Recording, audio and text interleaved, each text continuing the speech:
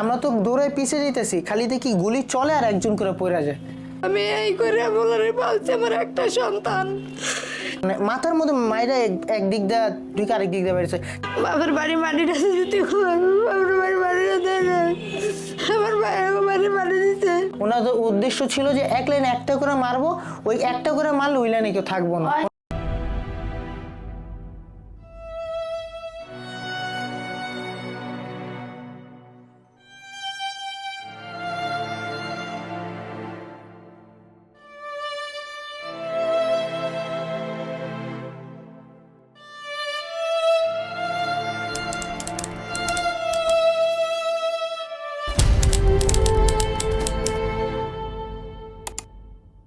Army খালি সরছে, metro rail স্টেশনটা ওই পাশে গেছে, যাইতেছে, সাথে সাথে 1 মিনিট দেরি হয়নি তো সাথে সাথে ফায়ার শুরু হয়েছে।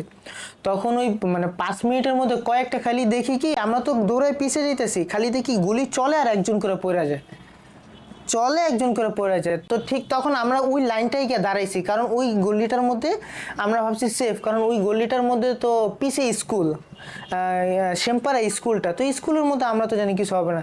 তো গলিটার মধ্যে যখন গিয়ে দাঁড়াইছি তখন আমরা আর কি 1 মিনিট ওইখানে স্টেবল তখন দাঁড়াইছি, ঠিক তখনই উনি এসে আমার পাশে দাঁড়াইছেন। তো দাঁড়ায় দুইটা কথা বললো যে ওইখানে কি গোলাগুলি চালু হয়েছে। তো আমি কইছি আমি তখন আবার আমি একটা দোকানে কাজ করি, তো ওইখান থেকে ফোন দিছিল, তো আমি বলছি যে আমি তো চলে যাবো, তো আমি আমার বন্ধুদের বইলা যাওয়ার লেগে এখানে দাঁড়িয়েছি। তো উনি বললো ঠিক আছে। আমি কি ভাই তুমি ওইখান থেকে আসলা? বলি ওইখান থেকে তো আমরা আন্দোলন যখন মানে হঠাৎ করে গুলি চালু হয়েছে তো দৌড় দিছে ওইখান দিয়ে।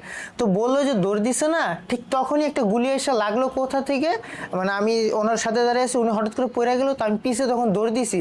তো আমি তো প্রথমে ভাবছি রাবার বুলেট লাগছে বা কিছু একটা লাগছে, উনি আবার ওইটা দৌড় দিবে। কিন্তু আমি যখন দৌড় দিয়ে 2-3 পা আগাইছি, পিছে তাকাই দেখি কি উনি আর উঠে না, পিছে তাকাই তো উনি আর উঠে না। পরে সামনে গিয়ে দেখি কি যে ওনার আসল রিয়েল বুলেট লাগছে, তো মাথা দিয়ে রক্ত পড়তেছে।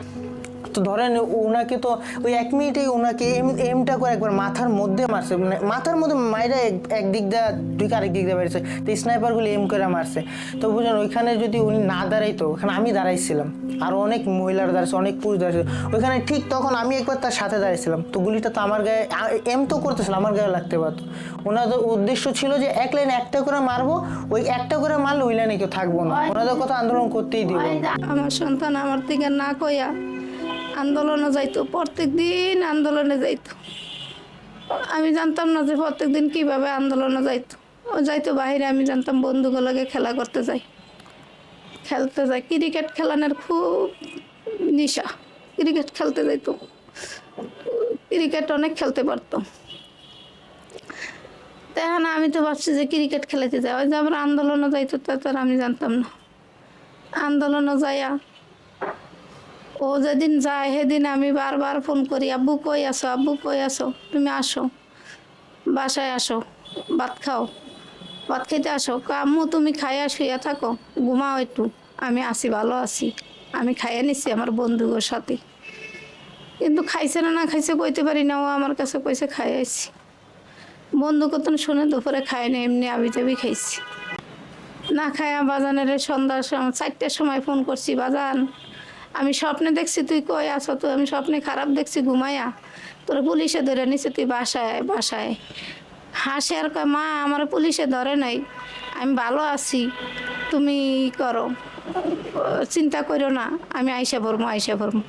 আবারও ফোন দিছি, আমি এই তো আইসা পড়তাছি, মা তুমি থাকো থাকো, আম্মু তুমি থাকো, আমি আইসা পড়তাছি। আবার ফোন দিছি আর ফোন ধরে না। কতক্ষণ বাদে ফোন আইছে, আন্টি আকাশ মারা গেছে, আন্টি গো আকাশ মারা গেছে। আমি কই বাজান তুই কি কস, তুই কে, তুই কে, তুই কি কস, তুই কি শুনালি আমারে?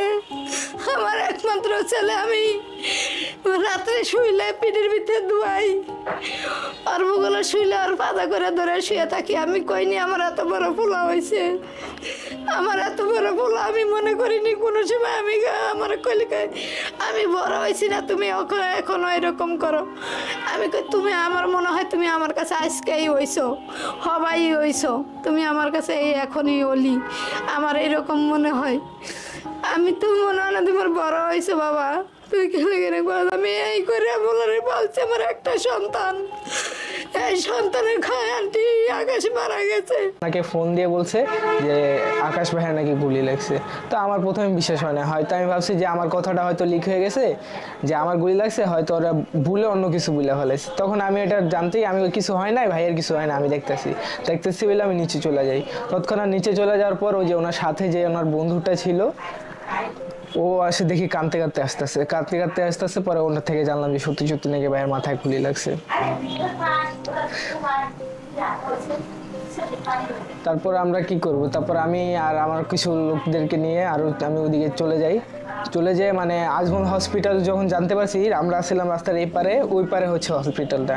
তখন কারফিউ শুরু হয়ে গেছিল, আমাদেরকে যেতে দেবে না, রিক্সাওয়ালাকে ওই পারে যেতে দেবে না। আমাদেরকে অনেক রিকোয়েস্ট করছি যে আমরা না হলে নিজেরা চাই না, যাওয়া যাবে না, আমরা তৎক্ষণাৎ বাসায় চলে যান, না হলে আপনাদেরকে পিটাতে বাধ্য হবো, এরকম কিছু বলে আমাদেরকে বাসায় পাঠিয়ে দেওয়ানো হয়। তারপর ওদিক থেকে আমাদের কল আসে যে সমস্যা নাই, তোমরা এদিকে আইসো না, আমরা অ্যাম্বুলেন্স পাইছি, আমরা বাসায় নিয়ে আসতেছি। তারপর এদিকে আমরা জানাজা দিই। ভাইগো বাতলে গেছি, ভাইগো বাড়ি মাটি দিছি, আর বাপেরে কইছি মাটি দিতে, ওগো ভাই মাটি দেয় নয় মাটি দিতে।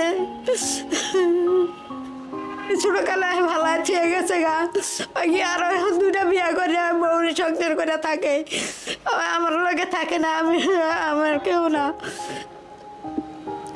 ছোটবেলা হালায় ঠিক আছে, আমি একলা মানুষ করছি বলারে, আমি বড় করছি। ওরা আইসে, কিন্তু আমি কইছি অগবাড়ি মাটি দিতে, অগবাড়ি মাটি দেয় নাই। আমি কইছিলাম যে বাপের বাড়ি থিয়া বাপের বাড়ির মাটিটাও কি পাইব না, শেষ বাপের বাড়ির মাটিটা দিতে, বাপের বাড়ির মাটিটা দেয় না, আমার ভাই অগবাড়ি মাটি দিতে। আকাশের ছাড়া আমি কিছু বুঝতাম না, আমার দুনিয়া একদিকে ছিল, আকাশ আমার কাছে একদিকে ছিল। এখন ছেলে মরার পরে আমার কোনো বল শক্তি নাই, এখন আমার শরীর থরথরায় কাঁপে, এখন আমার কোনো হাতে পয়সা করি নাই, এই বাসা ভাড়া দিতে আমার অনেক কষ্ট হয়ে যায়। এখন আমি কি করব, আমি এখন দেশে চলে যেতে আছি আমার ভাই বোনের কাছে। এখনো রাষ্ট্র থেকে কোনো অনুদান পাইনি, আমার দেওয়া হয় না। আমি তার জন্য কাগজ জমা দিয়েছি শাহবাগ জুলাদিগা ফাউন্ডেশন থেকে, আমি কাগজপত্র জমা দিয়েছি, নাম্বার দিয়েছি, ওরা আমার কাছে ডাকবো। আমি মনে করি যে কত মার সন্তান শহীদ হয়েছে এই দেশ স্বাধীন করতে যায়, এই দেশ সুন্দর হোক, ভালো হোক, সুন্দর মতন দেশটা চলে, সবাই যে কোনো কষ্ট না হয়, কোনো আর আন্দোলন না হয়, রাজনীতি না হয়, মিল্লা দিল্লা সবাই দেশটা চালাক, এরকম সুন্দর দেশ। আর যারা শহীদ হয়েছে তাদের জন্য যে মর্যাদা দেখ, শহীদের মর্যাদা সবাই পাক।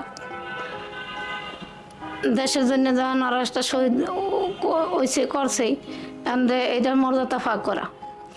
আর আমার জন্য এরকম শহীদের মায়ের জন্য সরকার যাতে কিছু করে।